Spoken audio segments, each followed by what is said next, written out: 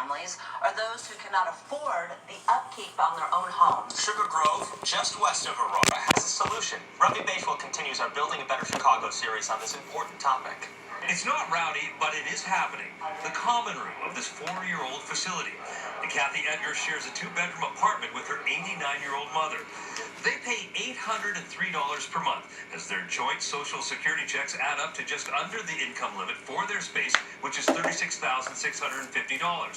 Market rent would be $1,125 per month. If I were paying the kind of rent in an unsubsidized place, it'd take my whole Social Security check, and I wouldn't be able to purchase or buy or, spend any other money. The same goes for Alice and Dick Beards, who moved in 5 months ago after 35 years in Clearwater, Florida.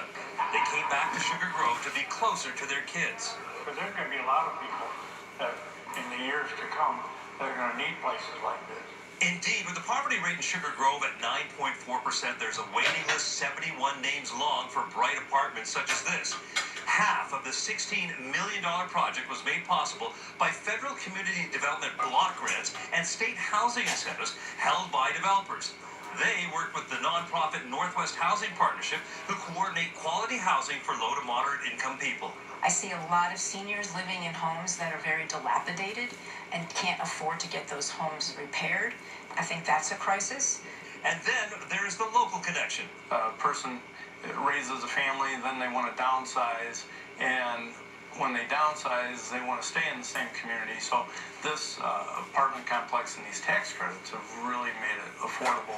By mixing different income levels is good for a community. I'm still, relatively young, so I like to go out and spend time with people, with my peers, and be out in the public.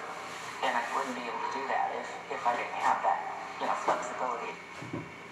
And that was Ravi Bajwal reporting. So Northwest Housing Partnership has another such building in Sugar Grove, as well as projects in Elgin, Bartlett, and Elk Grove Village. So head on over to abc7chicago.com or our news app. All the information's there as well to see all of our Building a Better Chicago reports. You can also check out our new Affordable Housing Resource Guide. And we have all the information right there. Much more news coming up right after the break as we start this Saturday. It's 5:54. Do you have $11.99 at Darvin's Clearance and Outlet Center? This 3-piece. So I've been waiting on this moment. To bring some guys in and bring some more pieces that we need to get to where we're going. And I'm all in. We definitely got some hitters in there. I'm excited. Now, we had a really good lineup, and I think we had a really good team. So it's really exciting for me. We're not going to try and hurry the process up. We're just going to let it be. We know what we have. We're just going to take it pretty much one day at a time. All right, there you have it, their newly acquired pitcher. Dennis Keuchel agrees that anything short of making the playoffs, folks, it would be a disappointment if they didn't do that, he says. All right, you guys can do it. Setting the bar. Yes, setting the bar high. The Bulls announcing that Lauri Markkanen will be out for 4 to 6 weeks with an aggravated right hip. Markkanen was a spectator at last night's game between the Bulls and the Kings at the United Center. Third quarter, Bulls down by 4. Zach LaVine, he gets behind the Sacramento defense, gets that two-handed jam. He led the Bulls with 21, but the fourth quarter was all Kings. Harrison Barnes with the drive inside there. Down the lane for the bucket and the foul. The Kings get the win, 96-81. We'll be right back after a short break. Hey, if you live in Berwyn, From police. And winter weather advisories in effect right now. We're tracking the snowfall hitting parts of the northwest suburbs. Your news starts now. live from Chicago's #1 news, ABC 7 Eyewitness News, Saturday morning starts right now. Good morning, and thanks so much for waking up with us this Saturday. I'm Mark Rivera. I'm Stacey Backus. Some of you in the north and northwest suburbs are waking up to some snowfall. This is what it looked like overnight in Woodstock. You can see the snow there looking pretty heavy. The big question is, how long is this going to last? Yeah, let's get to ABC 7's active weather forecast from meteorologist Mark McGinnis in this morning. Hey, Mark. Hey, good morning, guys. Good morning, everybody. Not everybody's seeing light snow right now. One example, here along the lakefront. A lot of cloud cover, a couple straight flurries, but that's about it. 32 degrees. Snow starting again back out O'Hare. Last hour they didn't have any snow. A wind chill of 26 degrees. I can show you on Live Doppler 7 Max, we still continue to track snow to our north and west, also to our south as well. Will County, Kankakee County, widespread light snow, but temperatures are at or above freezing in many communities, and you can see the short-term trend here is for some dry air to mix in with the snow, and as a result we have less of it now than we did 2 hours ago, but the snow will continue through the afternoon as well. Here's the latest snowfall forecast through the evening hours, and most of us just seeing a dusting to an inch of accumulation, mainly on grassy or snow-covered surfaces, so look for it to taper off as we move into the afternoon. Stacy and Mark, again, very light snow continuing until we get to about mid-afternoon, and with temperatures above freezing, very little in the way of accumulation. All right, that sounds good. Thank you very much, Mark. So let's go ahead and take a live look from Storm Tracker right now, how things are looking. This is a live look out in Woodstock. You can see that light covering of snow out there, all those vehicles, the side of the road covered with snow. So you're going to be getting your shovels out, but not too bad out in the north and northwest suburbs. Of course, Mark McGinnis is also talking about the 7-day forecast and what we have in store for the rest of the week as well. That's coming up. And breaking overnight, 2 people are dead and 2 others are injured after a shooting in a cigar lounge in West Suburban Lisle. We're told that the shooter is one of the 2 people killed. And Jesse Kirsch is live this morning in Lisle with more on the shooting. Jesse? Stacey, Mark, police say the 51-year-old woman accused of carrying out the shooting apparently killed herself. There was little more information coming out earlier, but now police are telling us this entire shooting rampage was apparently captured on camera. Police responded here to the Humidor of Lisle just before 10:15 p.m. last night, finding 1 person dead and 3 others who had been shot inside. Police say surveillance video shows a group watching a big screen TV when a 51-year-old woman, quote, without apparent provocation, suddenly stands up toward the back of the room, pulls out a handgun, and shoots a man in the back of the head. She then fired at 2 more men before shooting herself in the head, according to police, who say that self-inflicted gunshot killed the 51-year-old woman. Police say one of the victims, a 51-year-old man, died at a nearby hospital. The other 2 victims, a 55-year-old man and a 48-year-old man, are expected to be okay. Police stressed early on they did not believe there was any broader threat to the community, but still hours later this morning, with police lights continuing to flash here, crime scene tape up, this area blocked off, police still have not given us an explanation as to why they think this 51-year-old woman went on a deadly shooting rampage. We're live in Lisle this morning. Jesse Kirsch, ABC 7. Eyewitness News. All right, Jesse, thank you. This morning, the Chicago woman diagnosed with coronavirus is in isolation and being treated at a suburban hospital. Her case is only the 2nd confirmed in the U.S. The CDC has deployed a team to our area, and meanwhile, officials in China are rushing to stop the spread of the virus, with the number of deaths there now growing to at least 41. The city at the epicenter of the outbreak is fast-tracking the construction of a new hospital, but despite the growing concern, doctors here are stressing that the risk to public health is low. ABC 7's Eric Hong went to St. Alexius Medical Center at Hoffman Estates, where that local patient is being treated today. Good morning. We're told that patient lives in Chicago but was brought to this suburban facility, St. Alexius, because her regular doctor works here. Doctors say she is still symptomatic but is improving. The woman who's in her 60s was in Wuhan, China in late December and returned to Chicago January 13th. She had no symptoms on the plane, but began to feel sick a few days later. She called ahead to alert her doctor to her illness, rather than just presenting to a clinic or emergency department. This is exactly what any potentially ill returning traveler from Wuhan should do. Now in isolation at St. Alexius Medical Center in Hoffman Estates, the Chicago resident is said to be doing well. Along with airborne isolation, we have them in what's called contact isolation. That means gowns and gloves. We also have them with airborne. We have the N95 mask, which we use for tuberculosis and other types of illnesses.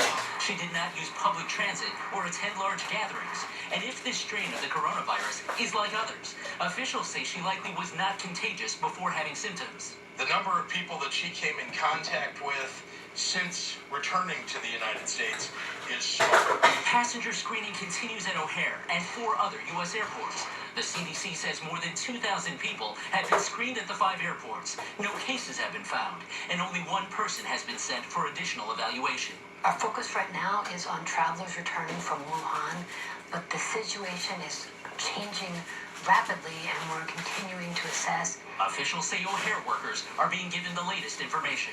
The CDA has no higher priority than the safety and well-being of the traveling public, as well as our airport community.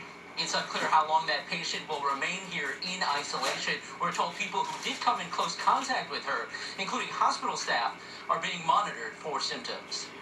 In Ohio State, Sarah Calling, ABC 7 Eyewitness News. And there are only 2 confirmed cases across the U.S., including the patient in Chicago, but the CDC is investigating 63 other suspected cases in 22 states. And the other confirmed case is a man in his 30s in the Seattle area. He's being observed in a biocontainment room and could be released in a few days. The new virus from China has the world on edge because it's a close cousin to viruses that have killed hundreds in separate outbreaks. While it's too early to tell if this latest threat will prove as deadly, health authorities are drawing on lessons from the past. The severely ill are the first spotted in an outbreak, but experts say one of the keys to stopping the virus will be learning about milder cases or those without symptoms, since those people might unknowingly spread it.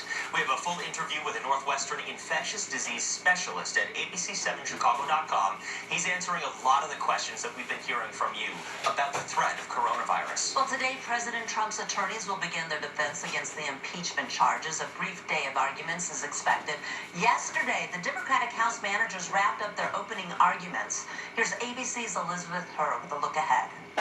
This morning, President Trump's legal team taking center stage on Capitol Hill. We have 2 goals. We're going to refute the allegations that they've made, and we're going to put on an affirmative case as well. And as the president's lawyers begin to mount their defense, ABC News has reviewed a recording that appears to be a conversation between President Trump and a man he has repeatedly denied knowing, Lev Parnas. I don't know him. I don't believe I've ever spoken to him. But on the recording, allegedly made during a private dinner in 2018, Parnas and the president can be heard discussing firing then U.S. Ambassador to Ukraine, Marie Yovanovitch. She's basically walking around telling everybody, wait, he's going to get impeached. Just wait, let me.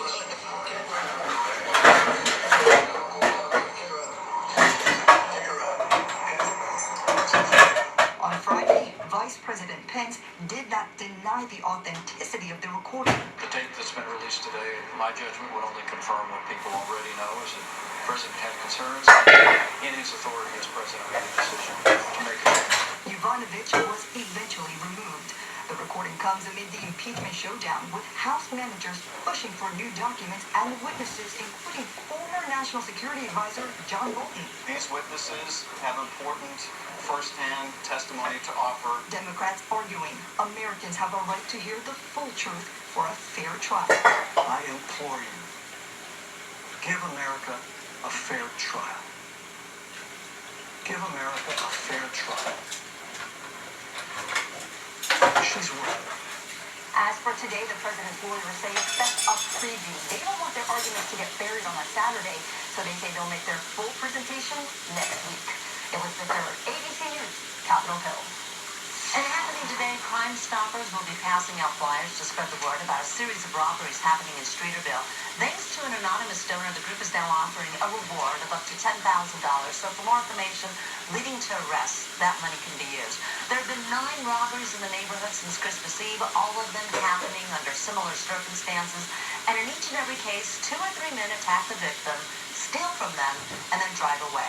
There's still time for you to make donations for a Southside church and food pantry that was destroyed by fire this week. The relief effort for Beacon Light Ministries is being led by Reverend Jesse Jackson and the Rainbow Push Coalition. A truck will be parked outside of the Parkway Ballroom to collect non-perishable goods, clothing, and toiletries. The donations will be handed out to those in need tomorrow.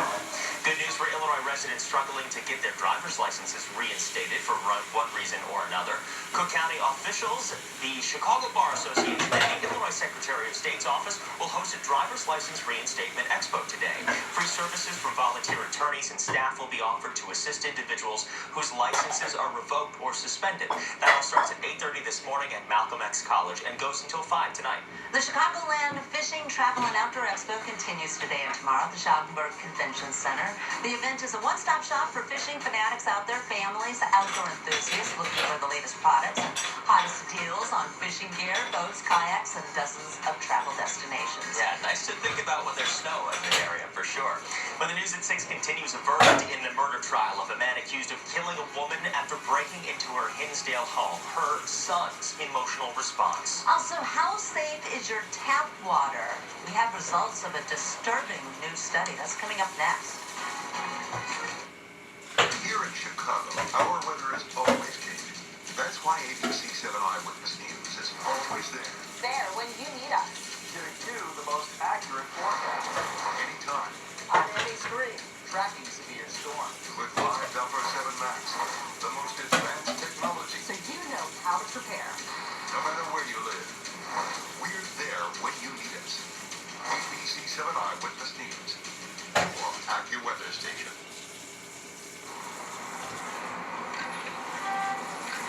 Showing off those new celebrity-style frames, huh? Yeah, and they're the hot new brand among stars like Jamie Foxx, Ashley Benson, Haley Steinfeld. So you got 2 pairs of Privé Revaux glasses exclusively from America's Best, including a free exam for just $89.95. Right? Can I? Fine. Nice smile. I'll try. 2 pairs for $89.95. Includes a free exam. It's not just a better deal. It's America's Best. Am I smiling?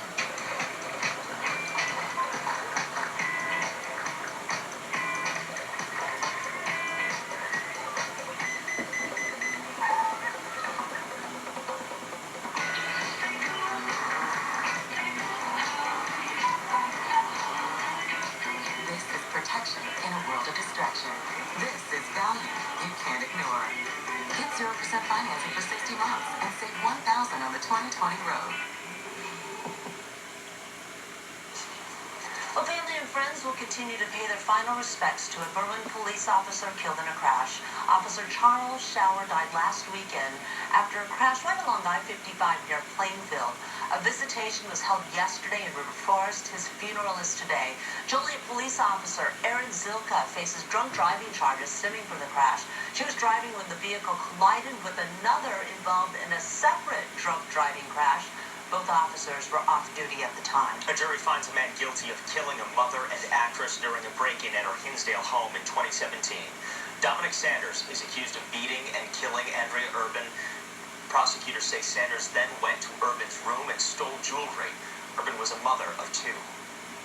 We are very grateful for the wonderful police officers on this case and the prosecutors and all the work they put in to finally achieve this verdict.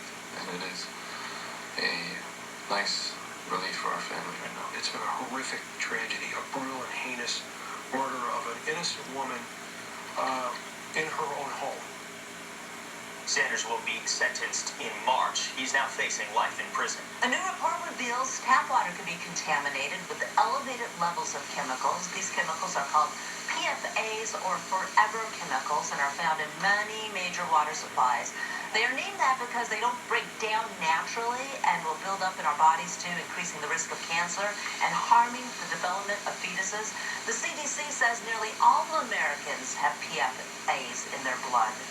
Coming up later, the push to keep affordable housing in what's become one of Chicago's hippest neighborhoods. First, though, all things weather. That's what we're talking about this morning. Which areas are getting hit hard with snow and traffic moving along Lakeshore Drive at this early hour. 6:17 is the time. We're going to talk about weather in just a moment because some of you, not all of you, but some of you are seeing snow this morning. And if you're embracing the wintry weather too, be sure to check out the Chicago Park District's annual Polar Adventure Day today at Northerly Island. The highlight is a visit with the Siberian Huskies out there. Look at that. Birds of prey. Yeah, look at them go. Make nature-inspired crafts, drink hot chocolate. That doesn't sound bad. Hours are noon to 4 today. Admission is free as well. But if you want to embrace winter to the extreme, this is your chance. You can jump into Lake Michigan for a good cause, of course. The Chicago Polar Plunge is happening today at noon at Oak Street Beach. All of the proceeds go to the Chicago Polar Bear Club to help local families in need. Those are some really dedicated individuals right there. Dedicated. They are dedicated and they're rip-roaring ready to go. I appreciate it. That's a commitment. Yeah, it sounds like you appreciate it, but you're like, but not gonna do it. I'll appreciate it from afar, but the cause is a very valuable one, so it's good to see there. And it is. Okay, we're not dealing with much snow in Chicago, in the city and Cook County, but elsewhere we are. I know it's still dark outside, but what was nice about the camera view of Soldier Field there, it wasn't obscured by snowflakes. So Right. great news as far as developing conditions during the night and early this morning. Yes, we do have some light snow. Not here in the city, but our suburbs certainly are seeing it right now. Low clouds here along the lakefront. We've had a few flurries, but nothing of significance. Flurries out at O'Hare right now, 32 degrees, a wind chill of 26. So weather conditions are looking actually pretty good compared to what they could be. Now out in our western suburbs, southern suburbs, as you can see, we have some light snow scattered. It's not even like a heavy covering across the area. As the last few hours, we've seen some dry air move in, and the snow and coverage anyway has shrunk a little bit. Dry here in the city the last couple of hours, even up in the Lake County as well. This will be temporary. Take you a little closer and show you again. Not much going on here in Chicago, but we still have our winter weather advisories in effect through midnight tonight for Cook County, Will County, west back into LaSalle County, north up into Kane, McHenry, all the way to the Wisconsin border, because more light snow will come through the area later this morning into the afternoon. The great news is it's not having too much of an impact because our temperatures in most locations are at or above freezing. 33 Burbank, Riverside, along with Lombard. Crystal Lake, though, you get into our northwest suburbs, you see the 32 at Niles, Montgomery, Crystal Lake at 31. And it's cold enough that we are seeing accumulation on not only our secondary roads, but some of our primary roads in the northwest suburbs. So be aware of that. Widespread, though, 32 to 34, and that's a critical couple of degrees above freezing. If we're in the upper 20s right now, boy, we would have a lot of snow accumulating during the overnight.